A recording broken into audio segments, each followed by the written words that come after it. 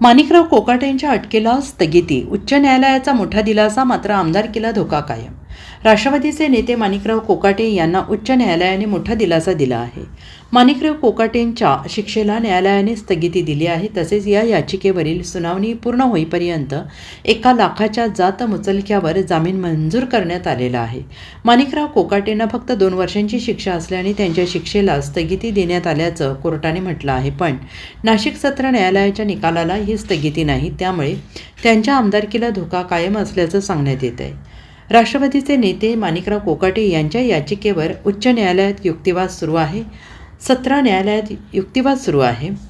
न्यायालयाने कोकाटेंना 2 वर्षांची शिक्षा सुनावल्यानंतर त्यांच्या विरोधात माणिकराव कोकाटे यांनी उच्च न्यायालयात आव्हान दिलं होतं. मात्र सत्र न्यायालयाने सुनावलेल्या शिक्षेला स्थगितीची याचिकेत मागणी करण्यात आली आहे. बनावट कागदपत्रांच्या आधारे शासकीय सदनिकांचा लाभ घेतल्याप्रकरणी माणिकराव कोकाटे यांना सत्र न्यायालयाने 2 वर्षांची शिक्षा सुनावली आहे. या प्रकरणी सत्र न्यायालयाच्या निकालाविरोधात माणिकराव कोकाटेंनी मुंबई उच्च न्यायालयात धाव घेतली होती. त्यांच्या याचिकेवर न्यायमूर्ती R.N. लड्डा यांच्या एकलपीठासमोर सुनावणी पार पडली.